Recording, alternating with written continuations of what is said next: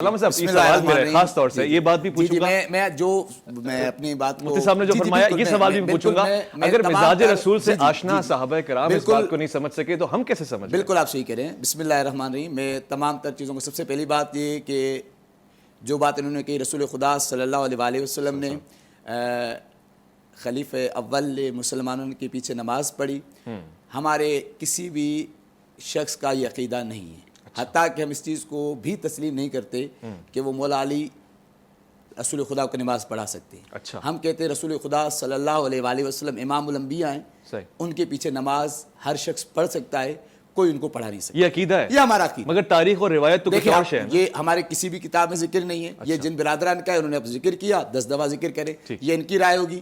ایک اہل تشیع کے کیونکہ نمائندگی میں بیٹھا ہوں تو ہم اس چیز کو نہیں مانتے. ٹھیک ہو گیا. دوسری بات یہ, جہاں تک آپ مزاج کی بات کر رہے ہیں تو مزاج میں یہ کہ خطبہ غدیر میں رسول خدا سب سے پہلی بات اس بات کو سمجھ لیں, آپ نے خود فرمایا کہ فقط ایک صحابی کی شکایت پر اتنے سارے صحابیوں کو دھوپ میں روکنا کوئی معقول بات نہیں ہے. یہ مزاج رسالت نہیں ہے. ایک صحابی نے شکایت کی تو اس کی شکایت کو دور کر دیا جاتا. اور آپ کو معلوم ہونا چاہیے کہ رسول خدا کے جانشین ہیں, رسول خدا صلی اللہ علیہ وسلم کے بھائی ہیں امیر المومنین, تو افو درگزر سے کام لینے والے ہیں. اپنی بات کی وجہ سے اتنا سخت مزاج نہیں ہوں گے کہ رسول خدا کو کہیں گے آپ 80,000 اصحاب کو یا اس سے زیادہ اصحاب کو دھوپ میں جمع کریں, اور جو کہ حج کے تھکے ہوئے ہیں ضرور واپس بلوایا جائے. جی, قرآن کی آیت ہے, میں نے سورہ مائدہ کی آیت پڑھی, بلغ پہنچا دیجئے. اور اس سے آگے بھی انہوں نے علمی اعتبار سے بات کی تو یہاں پر بھی میں علمی اعتبار سے کہتا رہوں کہ فقہ کا اور اصول کا قانون ہے, یہاں پر بلغ جو ہے فعل امر کا صیغہ ہے, اور جو دلالت کرتا ہے وجوب پر, جو دلالت کرتا ہے لزوم پر, کہ یہ پیغام پہنچانا آپ پر لازم ہے. اور یہ پیغام جب آپ پہنچائیں گے نا, یہ جو آپ کہہ رہے ہیں مزاج سے لوگ آشنا ہیں, ان کے لیے اس آیت کو اگر پورا پڑھیں, واللہ یعصمک من الناس, اللہ بچائے گا, یہ اللہ بچائے گا. یعنی یہ پیغام اتنا سخت ہے کہ جو لوگ امیدیں باندھ کے بیٹھے ہوئے ہیں, جو لوگ اس امید پر ہیں کہ آپ کے بعد, دیکھ میں بات کو پورا کروں نا, میری بات کو پورا ہونا, جی بالکل مختصر میں ٹائم زیادہ نہیں لوں گا.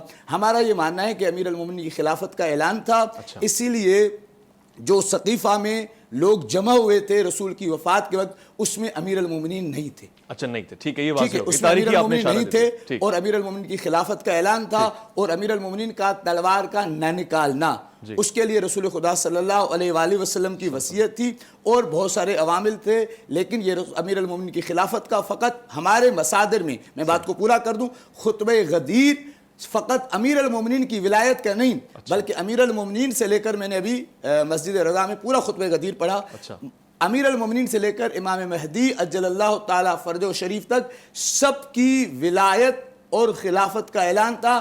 رسول خدا نے اس خطبہ غدیر میں یہ کہا کہ میرے بعد علی ہیں, اور اس کے بعد ان کی ذریت میں امامت رہے گی روز قیامت تک. یہ ہمارا ماننا ہے, یہ ہمارا, یہ ان کا بھی ماننا ہے, امامت کے لیے ماننا ہے, ولایت کے لیے ماننا ہے, خلافت کے حوالے سے, خلافت کے لیے نہیں. ہمارا یہ ماننا ہے کہ آپ سوال میں پوچھ لو, چھوٹا سا سوال ہے کیونکہ وقت ہے. وہ سوال یہ تھا کہ یہ اور میں اور ہم سب اس بات پہ اتفاق کرتے ہیں کہ ولایت ہے, اور ولایت کا اظہار ہو رہا ہے, محبت کا اظہار ہو رہا ہے. ہم وہ سمجھنا چاہ رہے ہیں کہ واضح الفاظ میں خلیفہ, سنیے گا نا, واضح الفاظ میں خلیفہ نہ کہنے کی کوئی وجہ اگر آپ جسے کہہ رہے ہیں کہ خلافت کی طرف اشارہ اور محبت کی بات ہو رہی ہے. بالکل, میں آپ کو عرض کر رہا ہوں کہ آپ بتائیں کہ یہ کیا بات تھی جس کی وجہ سے یہ کہا جائے واللہ یعصمک من الناس, وہ کون سی وجہ تھی کہ لوگ, سوال یہ ہے اتنے لوگوں کو روکا گیا. جی بالکل ٹھیک ہے, حضور یہ بھی جانتے تھے میرے بعد کیا معاملات, بالکل صحیح. واضح طور پر حضرت علی رضی اللہ تعالیٰ عنہ کی ہاتھ پر بیعت کیوں نہیں لی گئی؟ ہمارے عقیدے کے مطابق ہے کہ رسول خدا نے 3 دن تک بیعت لیے, اور مسلمانوں سے کہا ہے کہ علی کو امیر المومنین کہہ کے سلام کرو. ٹھیک ہے, ہمارے مصادر میں یہ موجود ہے. امیر المومنین کو بخن کہہ کے مبارکباد دو, اور امیر المومنین خیمہ لگا کے. آپ کی کتابوں میں یہ بات موجود ہے کہ غدیر خم پر خلافت کا وعدہ لیا گیا. یہ آپ تکیے سے ہٹتے ہوئے بات بالکل حرفن میں کہہ سکتا وہ وعدہ ہو گیا. اچھا, میں خوبصورت ماحول اتنا پیارا ہے, ہم تو خوشی کو سیلیبریٹ کرنے کے لیے بیٹھے ہیں, اور ہمارے لیے تو عزت کی بات ہے. بات ساری ہے, میں اس کو سمجھنا چاہ رہا ہوں مفتی صاحب, یہ بات ہمارے لیے لڑائی کا باعث نہیں, محبت اور اتفاق کا باعث ہے. کیا رسول خدا نے کبھی کسی اور صحابی محترم کے لیے مولا کا لفظ استعمال کیا, امیر المومنین کا لفظ استعمال کیا؟ یہ پوچھنا چاہتا ہوں. اب آپ تأمل سے بات سنیے گا. نبی کریم علیہ السلام نے حضرت زید سے فرمایا آپ ہمارے مولا ہیں. کون فرما رہے ہیں؟ آقا کریم علیہ السلام. اور شیخ احمد رضا خان فاضل بریلوی لکھتے ہیں کہ حضرت زید اتنے وجد میں آئے نا کہ وہ ایک ٹانگ اٹھا کر انہوں نے وجد کیا. میں رقص استعمال نہیں کروں گا, یہ وجہ آپ کے پچھلے ایک پروگرام میں نے کہا صحابہ پر بھی وجد طاری ہوا ہے, اتنے وجد میں آئے. حضرت زید جو ہیں وہ آقا علیہ السلام کے غلام ہیں, اور آپ علیہ السلام انہیں مولا کہہ رہے ہیں. اگر یہی مان لیا جائے کہ مولا کا معنی خلیفہ ہے تو پھر معاذ اللہ معنی یہ ہوتا ہے کہ حضرت زید جو ہیں وہ سرکار کے کیا ہو گئے, خلیفہ ہو گئے. ہرگز یہ نہیں ہے. جب تک واضحتاً کوئی بات شریعت مطالعہ میں نہیں ہوگی انکار کرنے سے کچھ نہیں ہوگا. اور میں نے اپنی گفتگو میں امام حسن مصنع کی جو بات کی ہے اس کا جواب ابھی تک حضرت میں لے لیتا ہوں, میں جواب لے لیتا ہوں, لیکن مجھے خوشی ہے بہت ہی تحمل کے ساتھ ہم محبتوں کا ذکر کر رہے ہیں.